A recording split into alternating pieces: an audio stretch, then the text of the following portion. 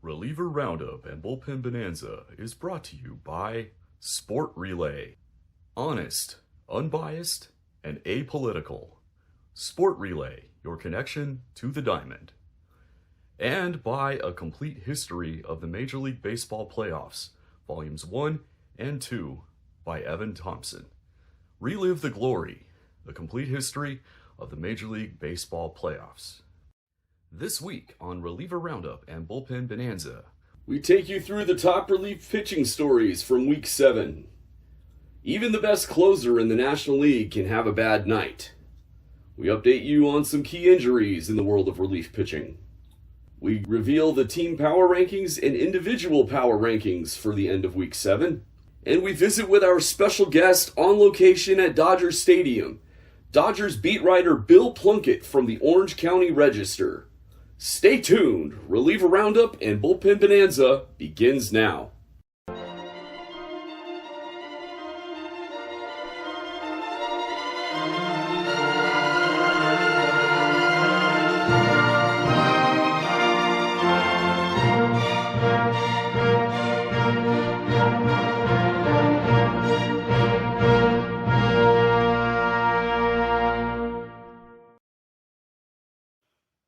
Hello again, everybody, and welcome to Reliever Roundup and Bullpen Bonanza. I'm your host, Evan Thompson, Editor-in-Chief, National Writer, and Athletics Writer at Sport Relay.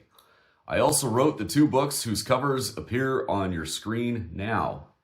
If you haven't bought them yet, please do. There are links in the description box. I would be so very grateful. We have just completed the 7th week of the 2025 season. Our statistics include all games through the end of play on Wednesday, May 14th. Let's take a look at some of the biggest stories from the past week in the world of relief pitching. Our biggest story of the week is that Robert Suarez is human. He had a broken egg Monday night against the Angels, and it came in spectacular fashion. The inning started as a typical dominant Suarez outing as he struck out Matthew Lugo with a 5-3 lead to come within 2 outs of pay dirt. But it unraveled after that. Pinch hitter Luis Rengifo rolled a grounder up the middle that second baseman Jake Cronenworth deflected with a diving stop but couldn't corral, giving Rengifo a single.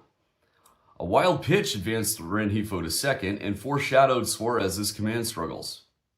He walked the batter he was facing, plus 3 more, walking in 2 runs to tie the game.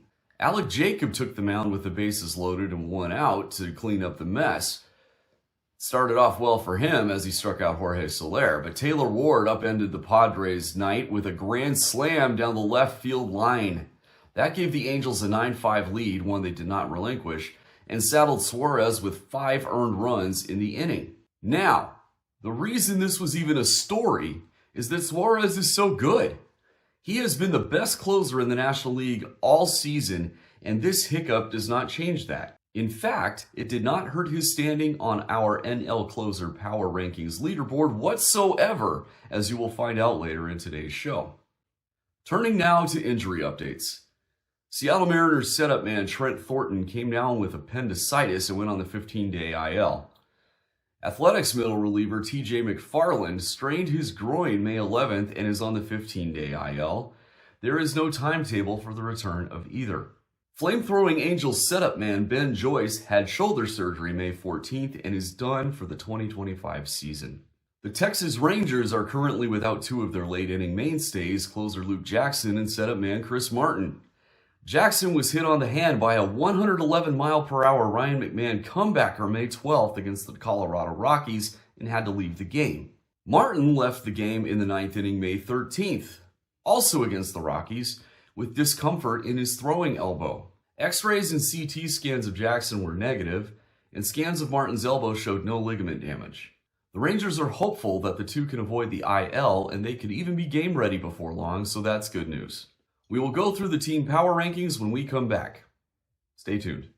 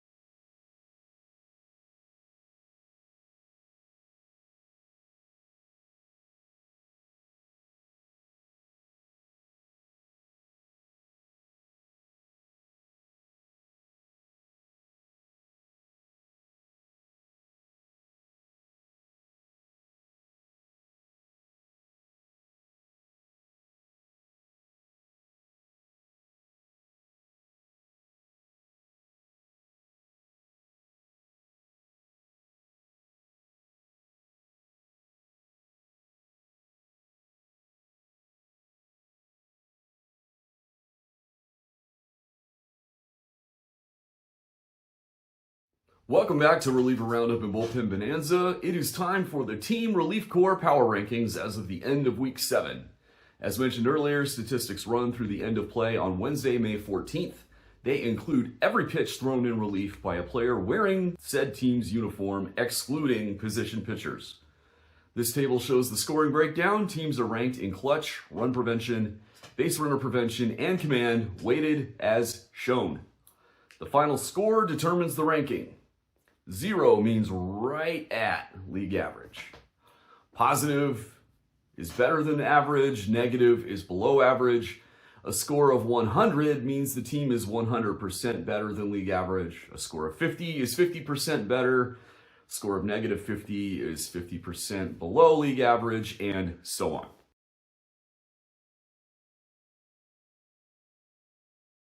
We will start with the number 30 team and work our way to number 1.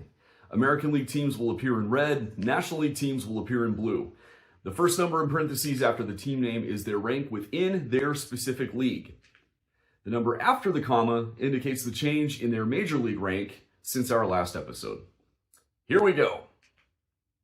Our first group is Pray for a Blowout Win. This includes 2 teams at number 30. With a score of negative 29.7 is the Los Angeles Angels. NC means no change. Number 29 with negative 20.6 is the Washington Nationals. The next group, Stock Up on Tums, has 3 teams this week. Number 28 is the Baltimore Orioles, scoring negative 19.7 and falling 1 spot. At number 27, with negative 16.2 and climbing 1 spot, is the Chicago White Sox. And at number 26, with negative 10.7 and falling 1 spot, is the Colorado Rockies. In the lots of work to do group, we have 2 teams. Number 25, after falling 5 spots, with negative 3.5, the Chicago Cubs. With negative 3.2 is our number 24 team, one that has climbed 2 spots, the Atlanta Braves. Slightly below average has 2 teams this time around. Number 23, after climbing 1 spot, is the Tampa Bay Rays with a score of negative 2.9. 22nd, also after climbing 1 spot, with a score of negative 1.5. is the Arizona Diamondbacks. The average has 3 teams. Number 21 with 1.7 and after falling 3 spots is the Milwaukee Brewers. Number 20 with 2.7 after climbing 2 spots is the St. Louis Cardinals. And number 19 after falling 2 spots with a score of 4.2, the Philadelphia Phillies. Slightly above average has 4 teams. Number 18 after climbing 3 spots with 5.2, the Texas Rangers. At number 17 after falling 3 spots with 6.4, the Pittsburgh Pirates. At number 16 with 6.6, the New York Yankees. And number 15 after falling 2 spots with 7.8, the Detroit Tigers. The Very Good has 5 teams in this go-around. This quintet includes the number 14 Cincinnati Reds, who fell 3 spots after earning a score of 13.0. Number 13 after falling 1 spot with a score of 16.3 is the Toronto Blue Jays. At number 12 after climbing 3 spots with a score of 18.4 is the Boston Red Sox. Number 11, after falling 1 spot with a score of 19.0, is the Los Angeles Dodgers. And at number 10, after climbing 9 spots with a score of 19.1, the Minnesota Twins. Our next group, Better Take an Early Lead, has 4 teams. Number 9, after falling 4 spots, is the Seattle Mariners with 26.0 points. Number 8, after falling 1 spot, is the Athletics with 31.0. Number 7, after climbing 2 spots, with 36.3 points, is the Cleveland Guardians. Rounding out the group is the number 6 San Diego Padres, who fell 2 spots with a score of 36.7. The next group, the Elite, has 3 teams. Number 5, after climbing 1 spot, with 40.3, is the Houston Astros. Number 4, after falling 1 spot, is the San Francisco Giants with a score of 42.2. Coming in 3rd after climbing 5 spots, with a score of 44.1, is the Miami Marlins. And our top group, the Outliers, contains our final 2 teams. The number 2 team for the 2nd week in a row, with 59.0, the top relief corps in the American League, the Kansas City Royals. And number 1, also for the 2nd week in a row, with 62.3, the New York Mets. The biggest gainers in this edition of the rankings are the Twins, who climbed 9 spots, the Marlins, who climbed 5, and the Red Sox and Rangers, who gained 3 spots apiece. The biggest drops came from the Cubs, who fell 5 spots, the Mariners, who fell 4, and the Reds, Brewers, and Pirates, who each fell 3 spots. We'll be right back with our guest, Bill Plunkett. Stay tuned.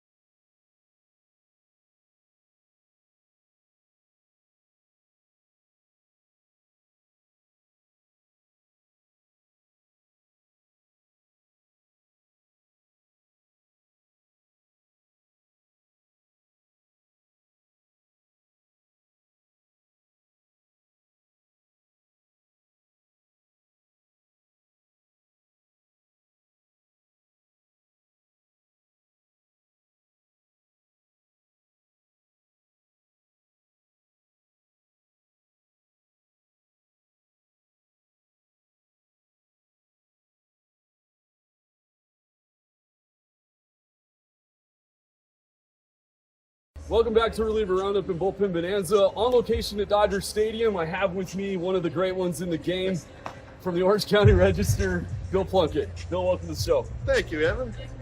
Bill is the author of a book that just came out. Why don't you tell us about that? LA Stories. It's about the 2024 Dodgers and Ohtani's historic season, as we nearly get beamed by somebody. I suspect Kike. I don't think that was unintentional. Yeah, I wrote a book about last season, Ohtani's 50-50. A lot of craziness along the way last year. A lot of different stories within the story. So Barnes & Noble has it. Amazon has it. Go buy one or 2.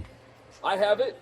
I recommend it just because I know Bill's writing. I'm still finishing Tom Hofarth's book. I haven't gotten to it yet. Another good one. Yes, Yep. That one is perfect eloquence about Vin Scully. Yeah. So anyway, Bill, about the Dodgers and their pen. They have, like every year it seems recently, suffered a lot of injuries in the pitching staff. The bullpen has not been immune this year. Why don't you tell us a bit more about that?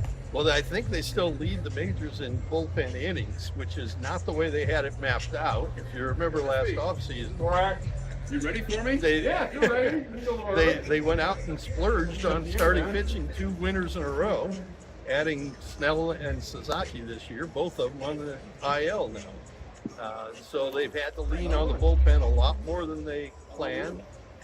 They added Yates and Scott to last year's bullpen. They thought they had, they had it all figured out. They had added Yates and Scott. They had Phillips and Kopech and Trina. And, let's see, 3 of those 5 are on the IL too. So pitching injuries are something they have not figured out.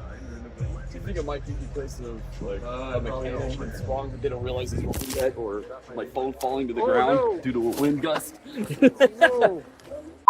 Let's try that again. Back with Bill Plunkett. Wind gust interfered. I believe the last thing I asked you was with Dodger pitching injuries is something they've had to navigate a lot. Do you think it might be something mechanical that they haven't noticed, or? I think it's basically the world we live in baseball now. Pitcher injuries are up around the game. I think the biggest factor is guys go max effort on every pitch now, looking for velocity, looking for spin rate. But in the Dodgers' individual case, there's two factors I think increasing. One, they are more willing than any other team, I think, to take on pitchers with some history. They're not afraid. They're not scared off by that. Glasnow is a perfect example. And the other thing is they're probably more willing than any other team to put a guy on the IL for the slightest little twinge, because they have such depth and they can absorb a guy's absence. And they're also thinking long term. They want him healthy in October, not May. So I think you put all that together in a gumbo and you get a lot of IL stays. That makes sense. Dave Roberts this year, in previous years, he's navigated the pen in a manner that, compared to the rest of the league, you could say is unorthodox. Has that changed this year with their different personnel? Only a little bit. They still don't have a singular closer. Tanner Scott will get most of that work.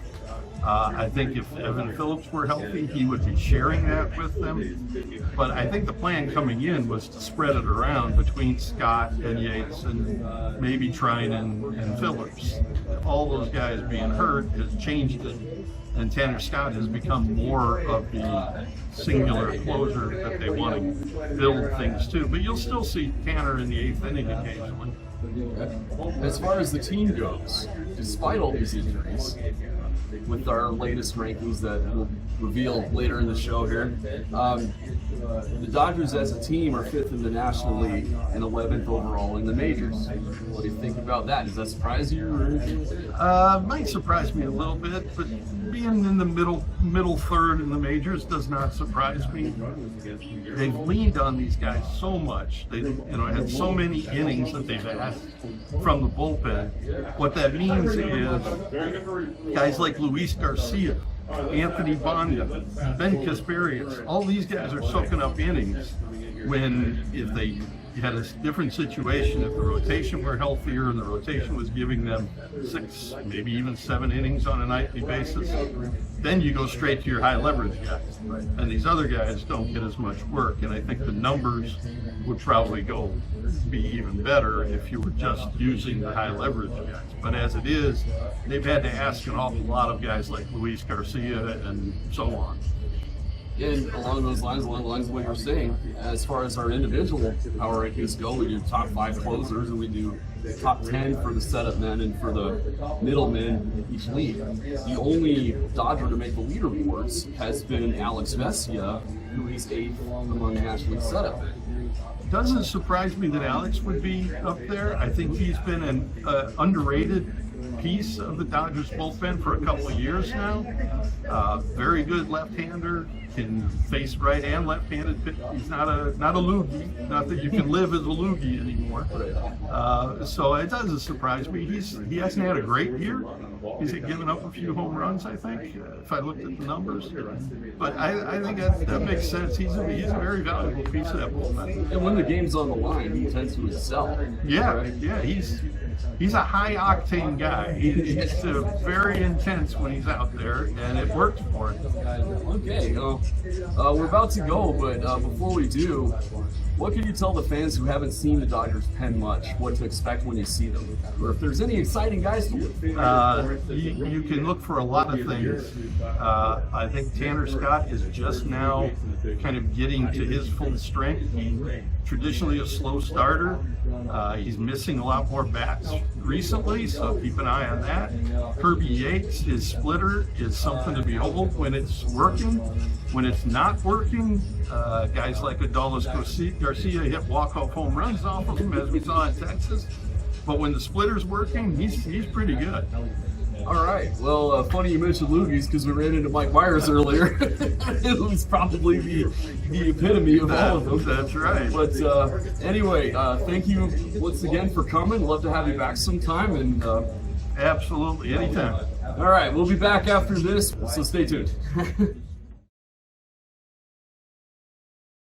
Welcome back to Reliever Roundup and Bullpen Bonanza. It is time for the individual power rankings. Statistics include every regular season game through the end of play on Wednesday, May 7th.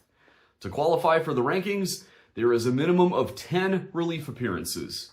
A link to our ranking methods is in the description box below this video. First is the AL middle relievers. Number 5 with 27.3. From the Detroit Tigers, Tommy Kahnle. Number 4 with 28.6 comes from the Kansas City Royals, Steven Cruz. At number 3 from the Tampa Bay Rays, scoring 31.9, Garrett Clevenger. Number 2 with 37.0 from the Houston Astros, Steven Okert. And number 1 for the third week in a row from the Minnesota Twins with 55.5, Danny Coulombe. Now the NL middle relievers. Number 5 comes from the New York Mets with a score of 30.4, Huáscar Brazoban. Number 4 with a score of 31.0 from the Pittsburgh Pirates, Justin Lawrence. At number 3 with a score of 32.3 from the Atlanta Braves, Pierce Johnson. At number 2 with a score of 49.1 from the San Francisco Giants, Randy Rodriguez. And number 1 from the Milwaukee Brewers with 49.7, Nick Mears.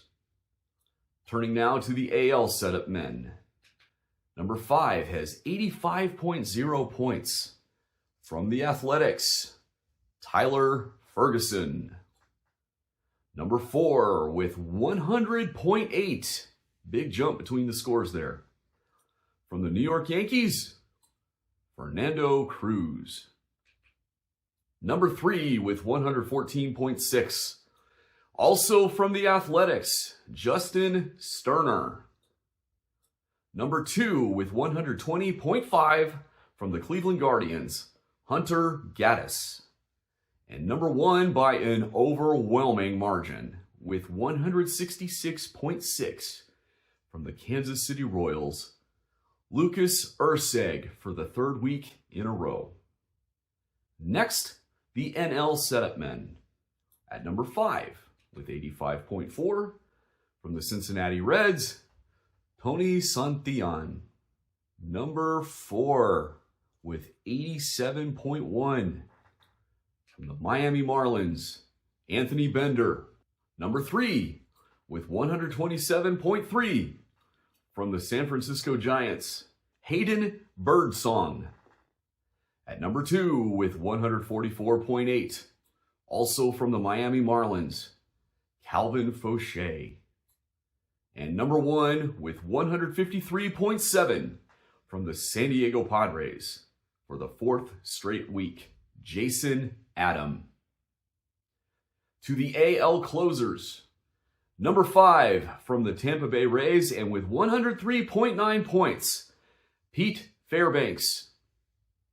At number 4 with 128.3 points from the Minnesota Twins, Joan Duran. Number 3 from the New York Yankees with 144.4, Luke Weaver. Number 2 comes from the Houston Astros with 151.8, Josh Hader. And number 1 for the fourth week running, and once again by a massive margin, with 190.4 from the Seattle Mariners, Andres Munoz. And finally, the National League closers.